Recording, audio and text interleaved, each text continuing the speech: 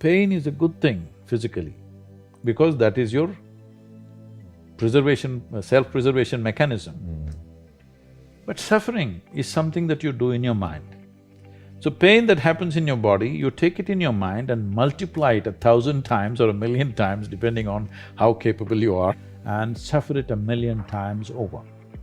Right now, most human beings are like this. What happened 10 years ago, they can still suffer. What may happen day after tomorrow, they already suffer. They are not suffering life, they think they're suffering life.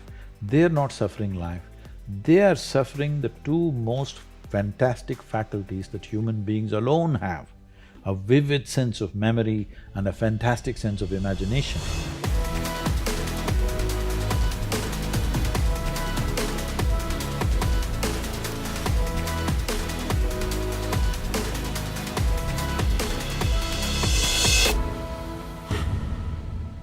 Thanks for tuning into this episode of Impact Theory, sponsored by our friends at Skillshare. Enjoy the episode.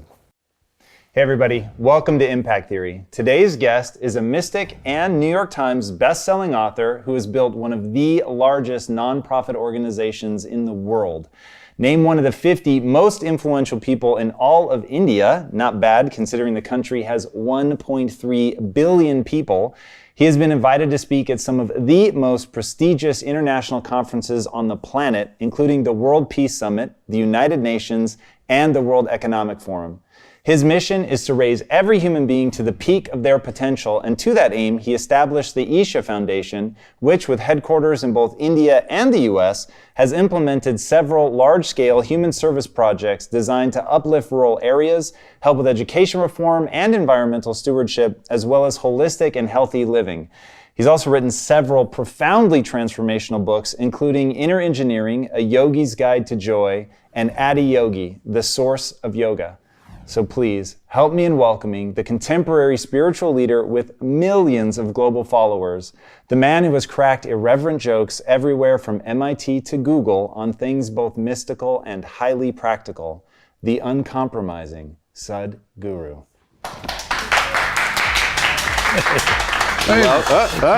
Come after. How you doing? Welcome. I am beyond excited to have you on the show.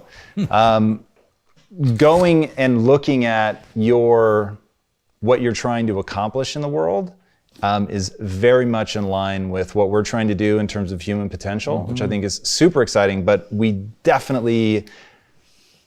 go about it in very different ways. And reading your book, I was really impacted. And so getting to dive deeper into this, I think it's gonna be a lot of fun. And I think the first place to start, walk me through what you mean by potential. Like what do you think is human potential?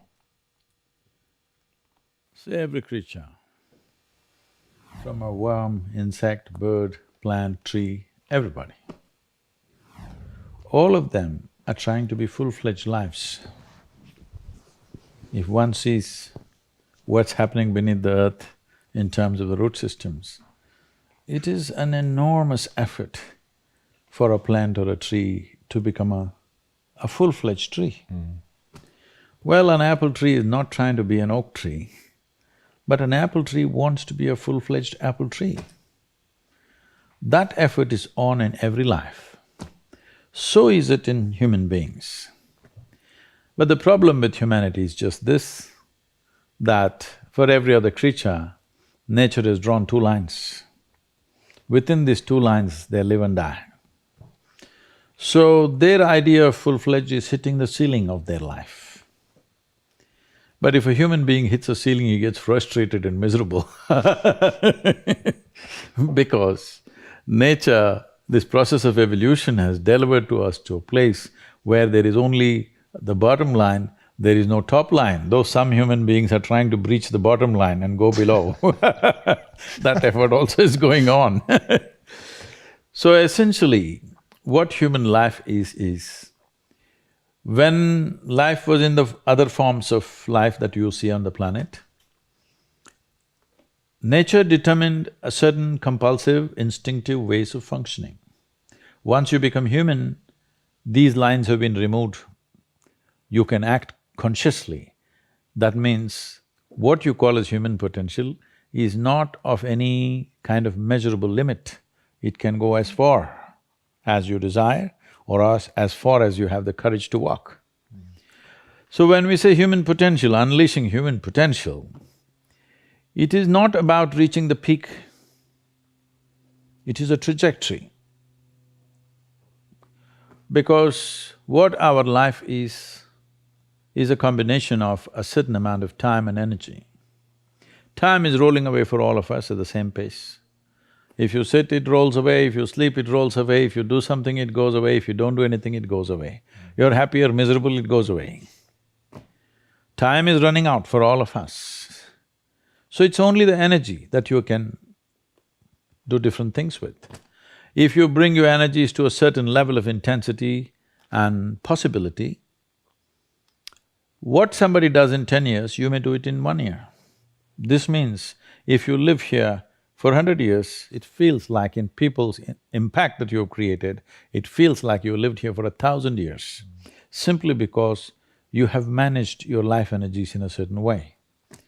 So for me, a human being impactful means, how conscious have you become? This is very important. Because if you're in compulsive cycles, then your energy gets wasted in so many things.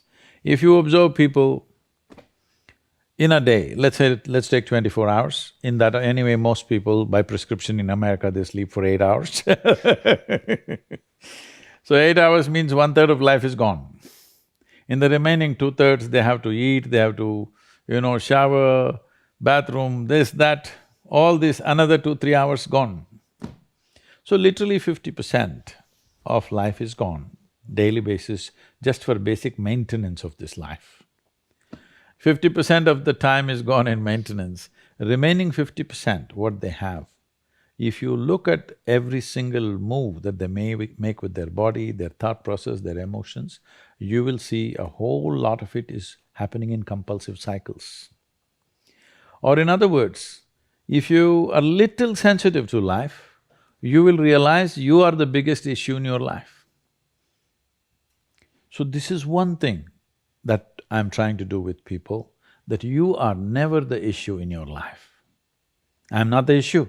My thought, my emotion, my body is never the issue. My thought, my emotion, my energy and my body are my instruments of function. They are not impediments in my life. But I would say for 90% of the human beings, their own body, then the compulsions of the body, the compulsions of their thought, the compulsions of their emotions are ruling them most of the time. So when you yourself are a problem, well, you're on self-help. So how do you begin to break out of that? Like if we're all stuck in these compulsive patterns, how do you gain the consciousness that you're talking about and begin to, I don't know if the words go beyond, elevate, like how do you stop being in that endless cycle? Everybody wants a solution, but nobody wants to delve into the problem and see what is the nature of the problem that we have. The nature of the problem is like this. Why are we compulsive? What is it that's compulsive about us? Compulsion means we are going to the same place again and again. That means we are going in circles. The nature of physical existence in the universe is such, whether you take an atom, an individual atom, or the cosmic space, everything that's physical is always in cyclical movement. The atoms are doing their circles, the solar system is doing its stuff, the galaxies are doing their stuff, our own bodies are going through cycles. In fact, we are born because of the cycles in our mother's bodies, that's why we are born. So, entire physical nature is born out of cyclical movement, that means compulsiveness. So do not misunderstand compulsiveness as something bad, it's the basis of your existence. It is a good platform, but you're supposed to stand on the platform and act. Right now you have become the platform, so somebody else will dance on you. Interesting. That's so my thing, and part of what drives me is getting efficient at achieving your goal, which I'm sure is less than thrilling for you. So for me, I am interested in actually executing on my potential. So transferring my ability to do something into the actual thing. So the easy example I give people is if what does impact mean for you? Leaving a footprint?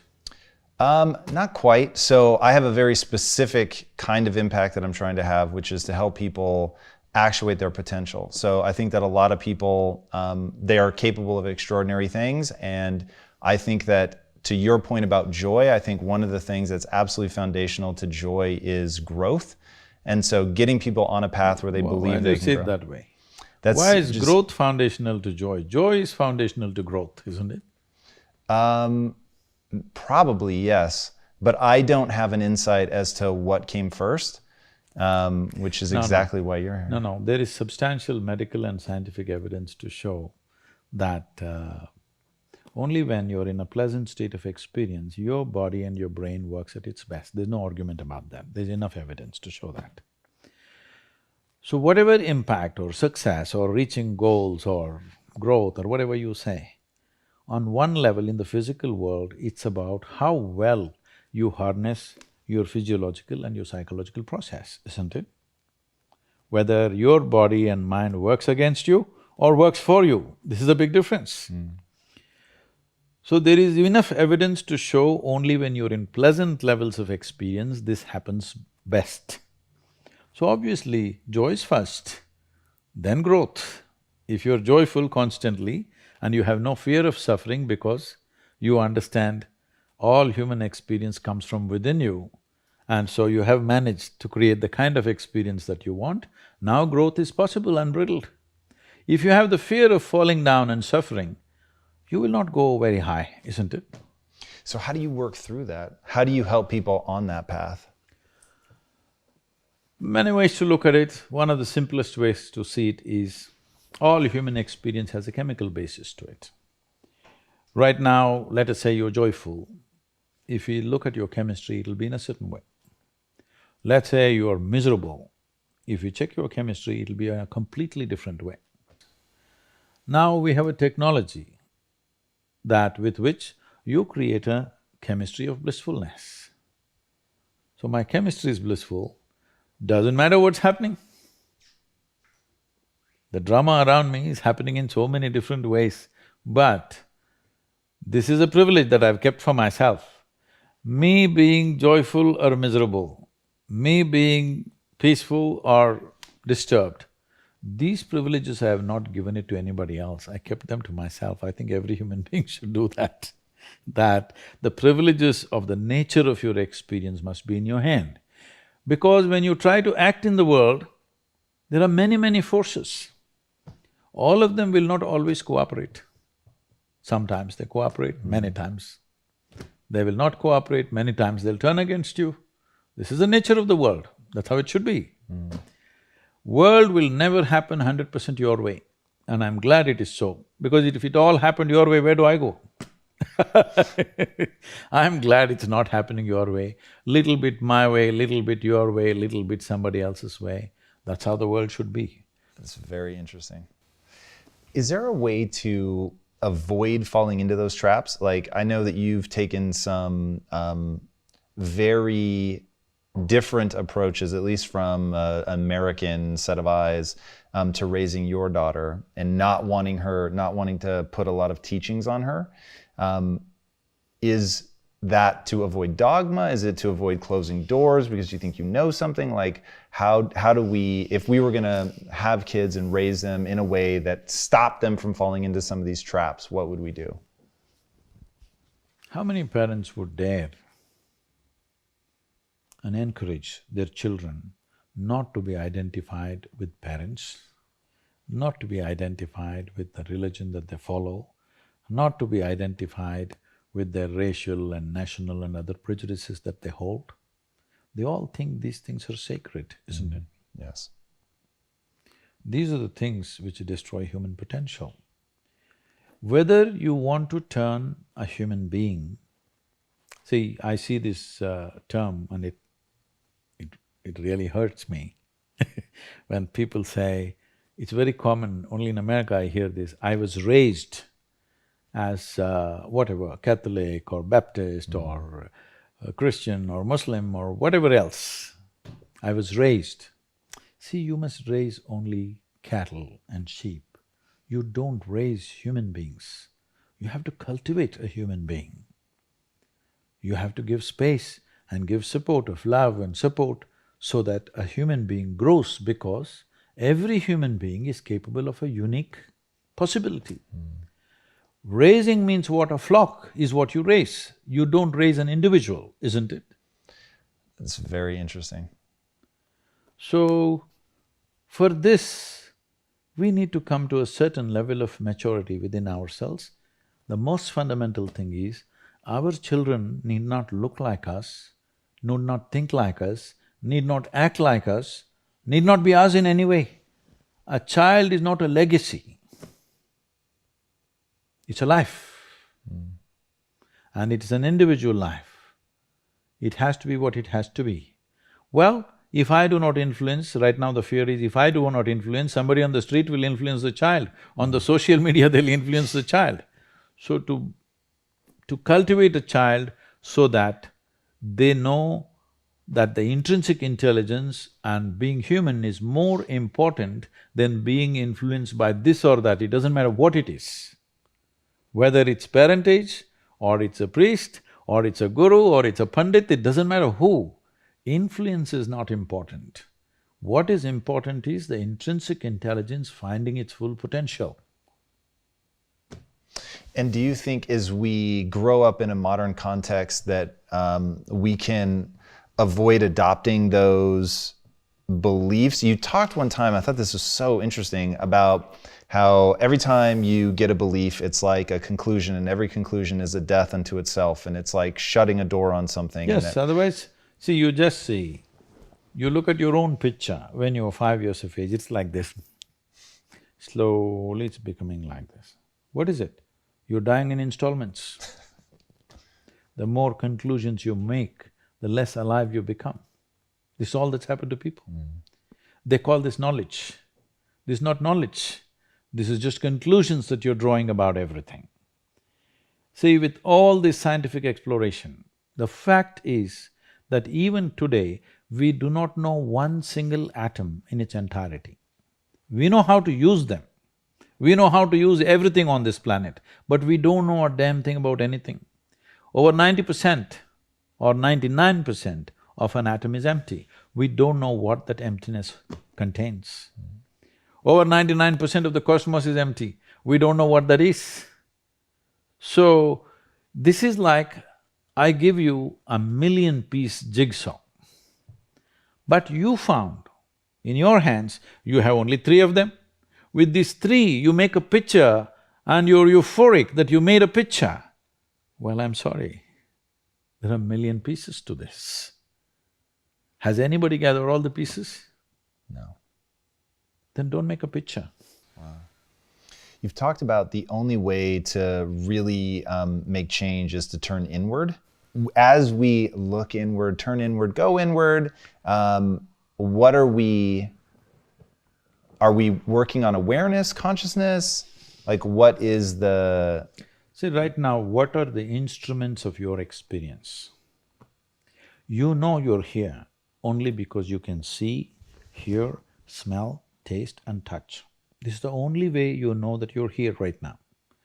Suppose you doze off, don't, okay?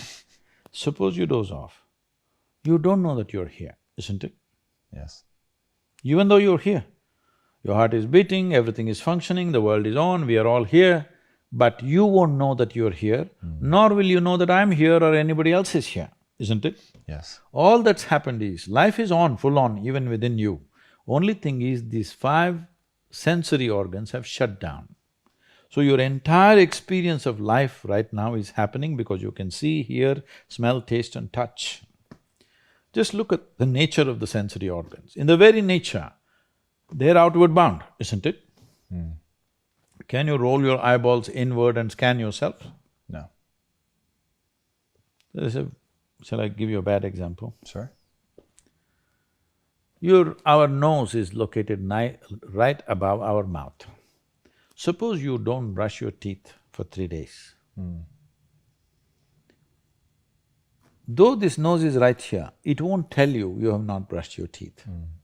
The whole room will know you have not brushed your teeth, but you will not know. This is the human predicament. It's very easy to see what's wrong with this guy, what's wrong with her, what's wrong with her. It takes a lot of observation to see what's wrong with this. That level of keenness of observation is missing in most people. They need to cultivate that. And so it's tempting to, when reading your book and hearing your story, it's tempting to say, oh, this is how he cultivated that, whether it's sitting in the tree that was swaying and then doing swaying meditation. Is that actually how you cultivated it, or is there something else? Because somebody watching right now, they want to be able to begin to access this. And if it's a simple letting go of belief and dogma, or if it's awareness of the self. Letting go of belief and dogma is not simple. It's not simple. People are who they are only because of what they believe and what they have held like that. Because without this, they don't know where they belong. To live here without belonging to anything, but still involved with everything, takes a lot. Most people belong, but they're not involved. It is like belonging is like an insurance policy. It's simply there. Involvement takes you. To be constantly involved with people around you, it takes you to be conscious and on. But I belong to you. I don't have to do anything, I've professed already I belong to you. I'm married to you, I belong to you. Legally it is settled. So I don't have to be conscious of you, nor do I have to be involved with you, still I belong to you. So belonging means, believing or identifying simply means you have found a way to sleep through your life. It's called sleep. When we say, people usually use this term with animals, if you said, we put our cat to sleep, what does it mean to you?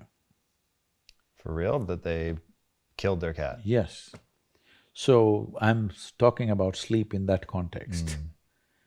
I believe this, I belong to this, I'm identified with this means it's sleep. That means you're partially dead. You made conclusions, which takes away the life that bubbles within you. This is why people are walking around like they're dying in installments. Yeah, so the notion of not knowing, the notion of responsibility are two things that are really powerful. Can I just correct that Please. question? Yeah. Not knowing is not a notion, it's a fact. Okay. It's not a notion, you really do not know a damn thing about this existence, isn't it? Yes. We don't even know a blade of grass in its entirety. We do not know a single atom in its entirety. We do not know a single cell in this body in its complete context. We do not. We know some things, we can manipulate a few things, but we don't know much about it. So, it's like this. Let's say we turn off all the lights. If the lights are on, you can whistle and just walk around wherever you want in this building. We'll turn off all the lights and make it pitch dark where you can't even see your own hand, like that. Now, every step that you take, will you take it in utmost alertness? Will you be fully awake or asleep? Fully awake. Fully awake. Why? Because you don't know where's the next step. Just to live like this. If you simply live like this, naturally you are on the highway to enlightenment. Everybody assume and believe because it's comfortable to simply believe something. The very word belief means this, that I have concretized assumptions of which I know nothing about, isn't it? Isn't it so? Yeah. Either you know or you do not know. Where does the belief come from?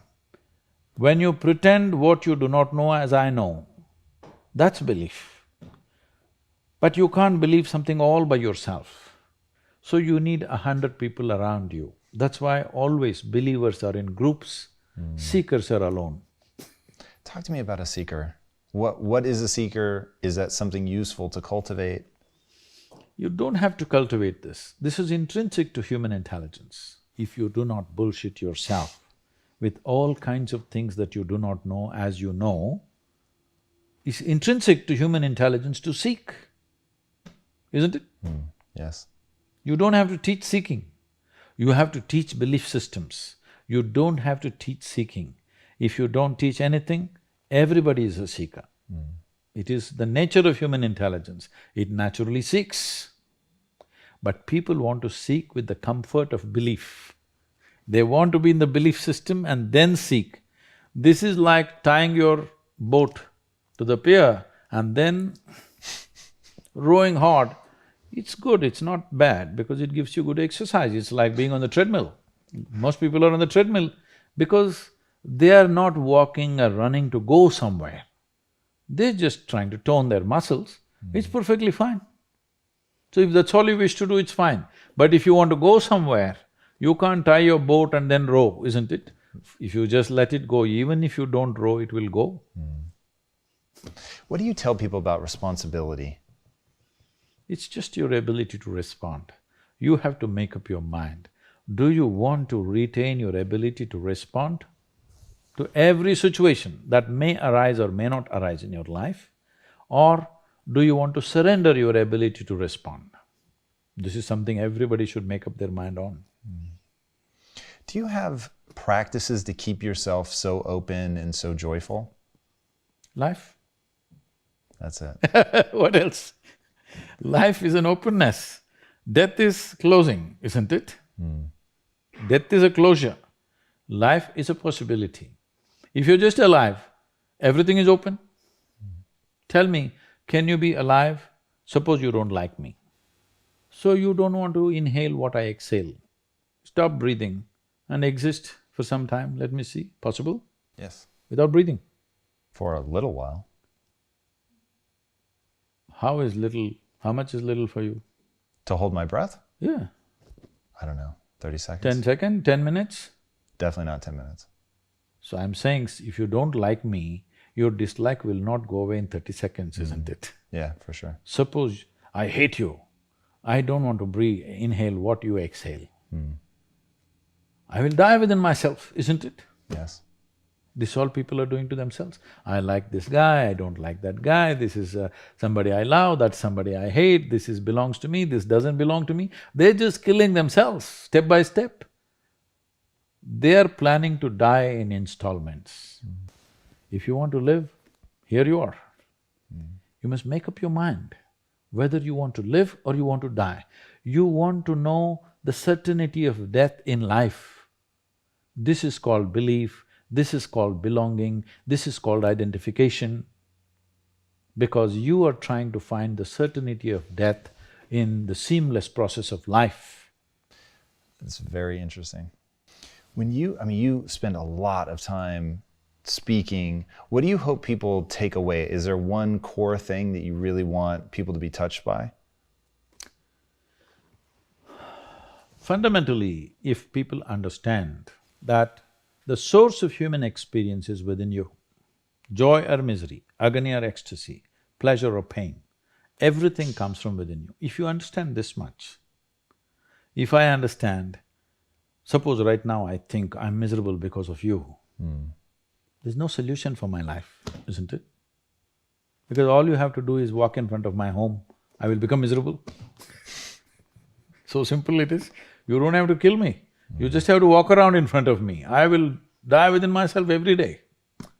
If I understand the source of my joy and misery are within me, then you know what's the obvious choice? Joy. It's the obvious choice, isn't it? So this one fundamental thing has to get across to all the human beings on this planet.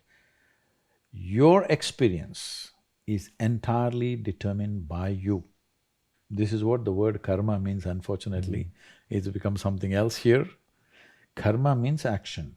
That means when we say your life is your karma, we are saying your life is entirely your making, 100%. What happens in the world? There are many, many forces involved. What happens within me? It's 100% me. 100%, isn't it? Yes. If you don't take charge of this, then you're an accidental life. When you're an accidental life, anxiety is very natural. Natural, isn't it? Suppose you're driving accidentally, that is, you don't know what's happening and you're simply somehow going, anxiety is natural or no? Yes. Any accidental movement creates anxiety. So this is why consciousness means this, that you have taken charge of the instruments of life, which on most fundamental level is our physiological and psychological space. You've taken charge of this. Now your health, your happiness, your joy, your ecstasy, your misery, everything is in your hands. You exercise them as you want. Yeah. Going back to what you said about focus, in your book you talk about something I thought was so interesting, to set the faucet to a certain drip rate and do nothing but focus on the dripping of the faucet for like 7 minutes or something. The idea is to pay attention to something which has no relevance to you. See, people have divided the universe. This is important, this is not important. This person is important for me, this person is not important for me. This is important for me, that's not important for me. You divided the universe. You will never know anything this way. Indiscriminate focus, indiscriminate attention. I'm not attending to you because you are somebody with a cobra in your heart, all right? It doesn't matter who I speak to, who I am with, I'm the same way. Indiscriminate. Only when your attention and involvement is indiscriminate does the universe open up to you. You have discriminated, naturally you closed. People come to me and say, Sadhguru, I want to walk the spiritual path. I say, okay, be here for 3 days, let's see what we can do. So, no Sadhguru, day after tomorrow, my uncle's daughter's birthday, I have to go. Oh, you want to get enlightened? And day after tomorrow, uncle's daughter's birthday also, all right. We got 1.5 days. You do one thing, you do this, this and this. I say, Sadhguru, but I don't like this. All right, I'll give them a small piece of paper and say, okay, write down things that you like, we'll do that.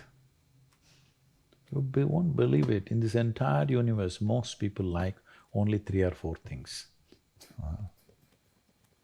When you're so constipated in your head that you like only 3 or 4 people or 3 or 4 things in your life, how do you want to open up to the existence?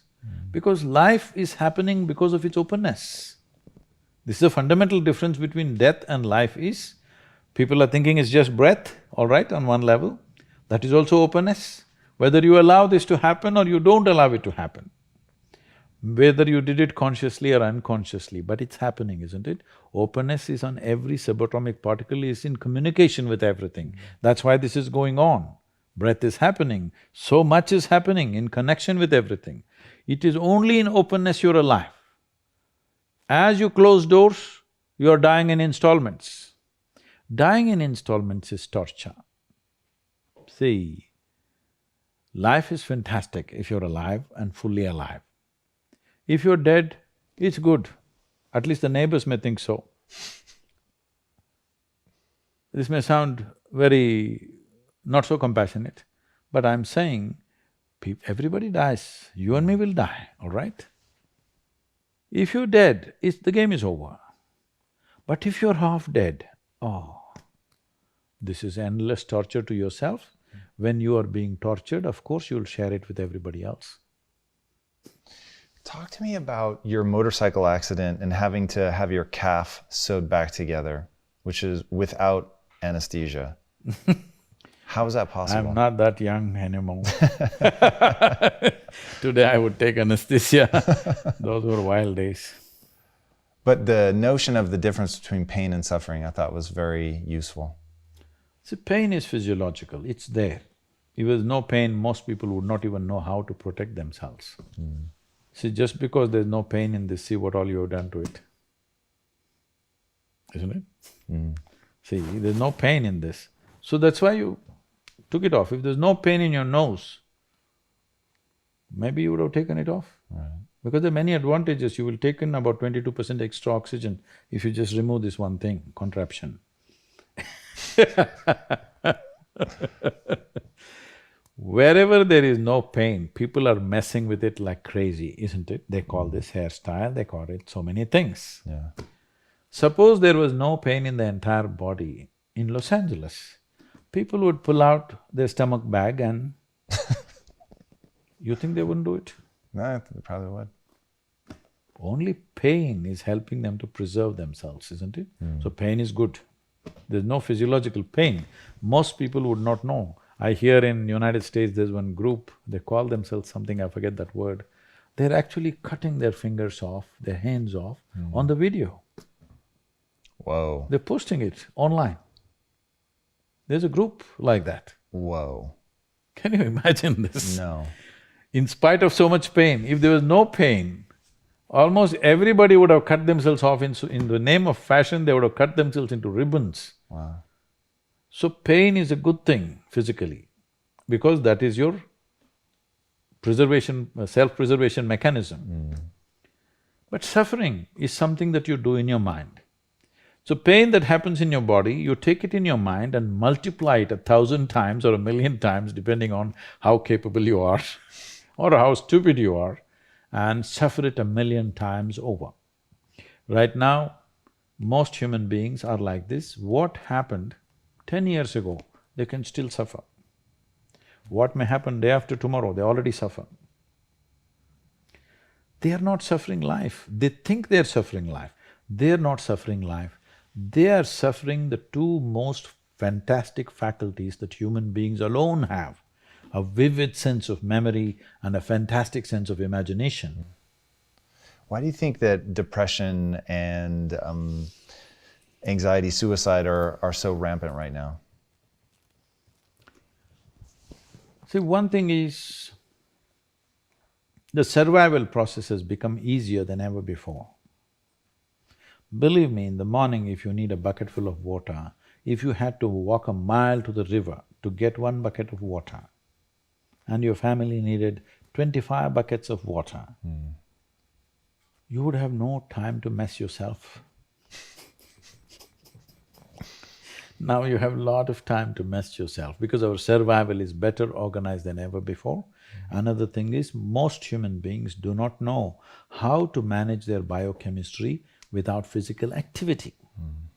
I have seen a whole lot of people, particularly teenage boys and girls between the ages of 12 and 16, who come to me with some severe, violent problems within themselves.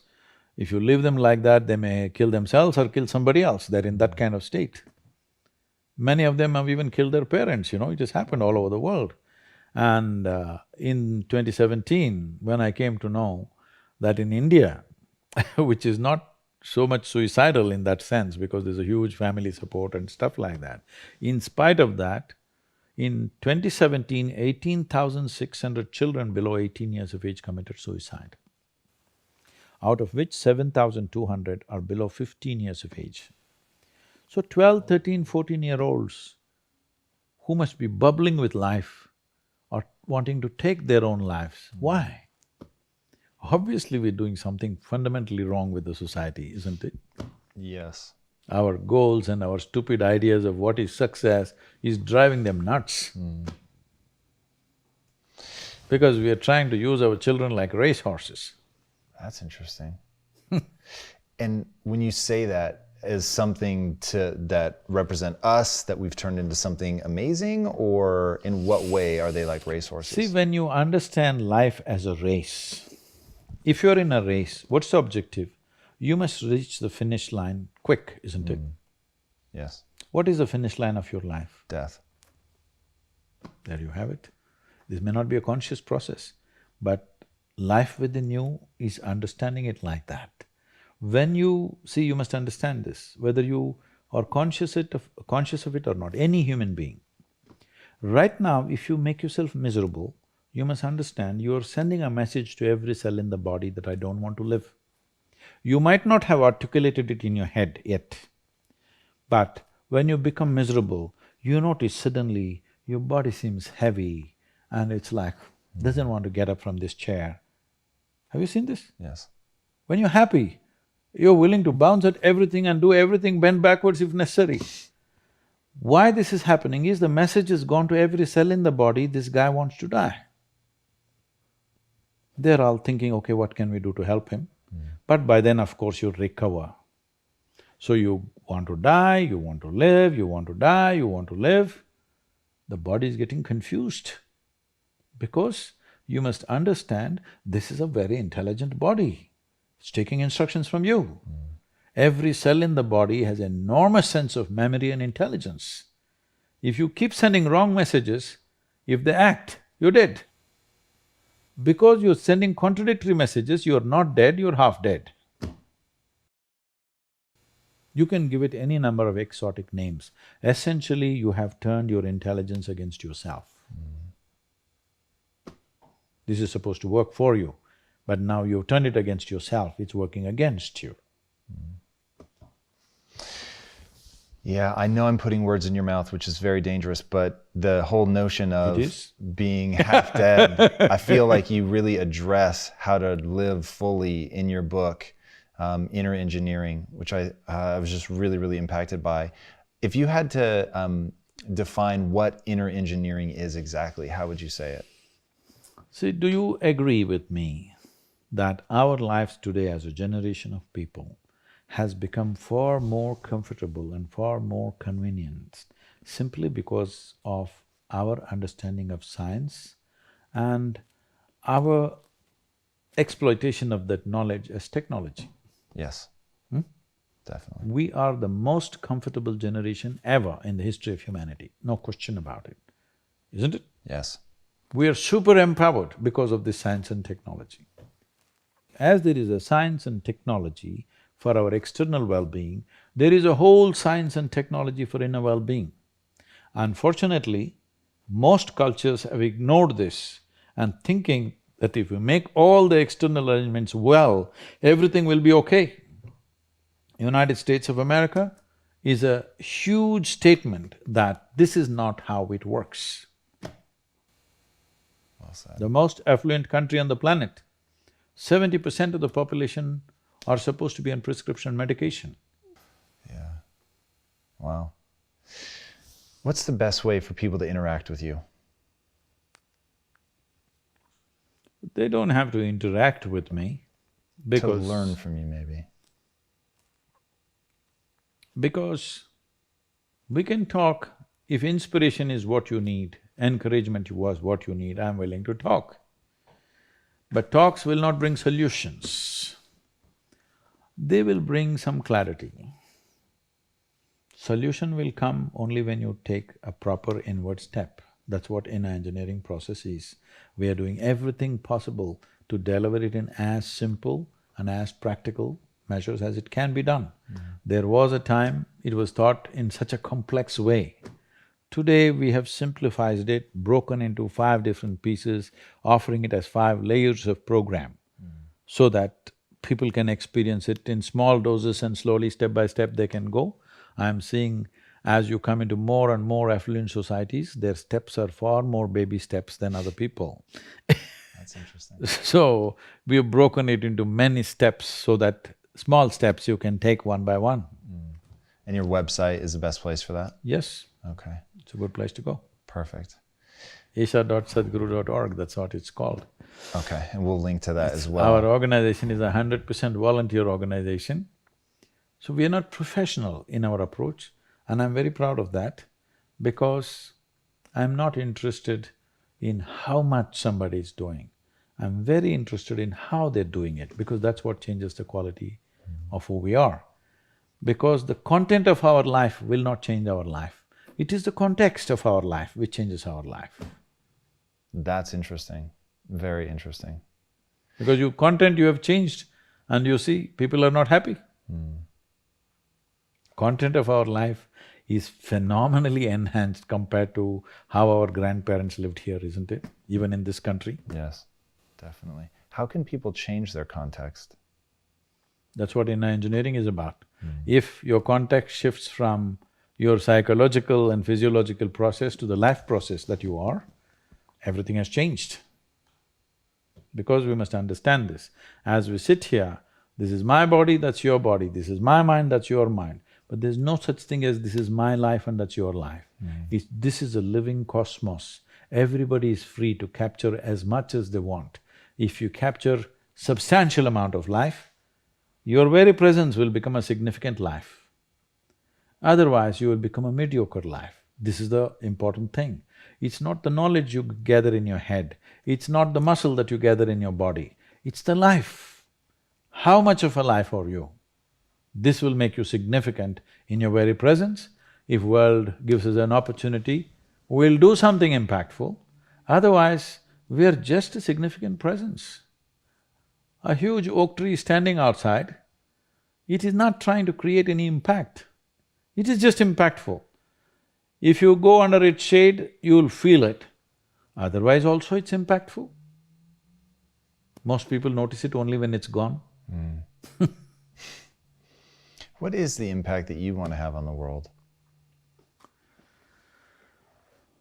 When I was 25 years of age, when suddenly things burst forth within me, and I realized if I sit here without messing myself, naturally I'm bursting with ecstasy and every cell in my body drips ecstasy. I thought initially I'm going off my rocker. Then again and again when I saw over a period of 6 to 8 weeks, when I saw if I just close my eyes, I just burst into ecstatic states. So I clearly realized, if I don't mess with my physiological and psychological process, ecstasy is the only way to be. Nothing to be done, you don't have to do anything. When I realized this, I sat down and actually planned. On that day, the world's population was 5.6 billion people. I made a plan in 2.5 years' time that I will make the world ecstatic. Wow. No fool like a young fool, you know. Now, it's been 37 years, not 2.5 years. Well, people say we have touched over 500 million people or so. Whoa. Don't say whoa, you don't woe my failures. Yeah, I guess. Because my idea of humanity is 7.6 billion people. 500 million people, time going away, I'm condemned to die a failure, but I'm a blissful failure, all right? So, what we need is just this. Do you want to live in a beautiful world means what? Beautiful does not mean just a beautiful view of the ocean or something else. Beautiful means human life here is pleasant within every human being. The question is not about what I wear, what I drive, where I live, but how I am within myself. See, what we can do in the world is a question of times. In which time of history we exist, accordingly we do things. If we were here 100 years ago, we wouldn't be recording all this stuff, all right? We would be doing something different. But human experience is constant. Whichever generation you are, you can either be blissed out or misery. Always, forever. It has been so and it will be so. So, what we can do in the world is subject to many realities of the times. But how we can be within ourselves is always a possibility. So what is always a possibility must be manifested. Whether you will run faster than Mr. Bolt or not, whether you will climb Mount Everest or not, this is not the point. Those things are subject to individual tastes and individual likes and dislikes.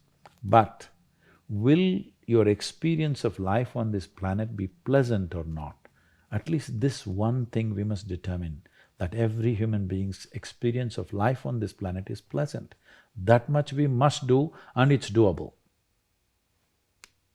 That is incredible. Sadhguru, thank you so much for being on the show. That was absolutely incredible. Thank you for your time. Guys, I can't recommend his book highly enough.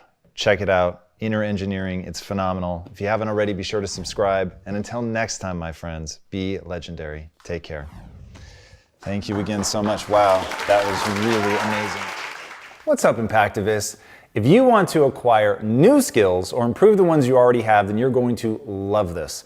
As you know, a huge part of my life is about acquiring skills that have utility and exist in service of something greater than myself. And that is why I highly recommend Skillshare. Skillshare is an online learning community with over 25,000 classes across more skills than you can imagine. At Impact Theory, we've used Skillshare for things like project management, marketing analytics, and even for our comic book. And today, Skillshare is giving the first 500 people who click on the link in the description 2 free months to their entire library of courses. That's 60 days access to literally thousands of courses on whatever topics you choose for no money at all. You just have to click on the link in the description below and join the classes that work for you. And you will be in very good company as one of 7 million people on Skillshare. And should you decide to stick around beyond your free trial, an annual subscription to Skillshare is less than $10 a month. That's nothing for a skill that could very well change your life. So go ahead and click on the link in the description below to start acquiring those skills today. And until next time, my friends, be legendary. Take care. Look at yourself in 10, 15, 20 years' time and ask yourself the question, is that where I want to be? And if the answer is no, then you need to find a new path. To just get to understand yourself. You don't know what you need in your life until you figure out who you are.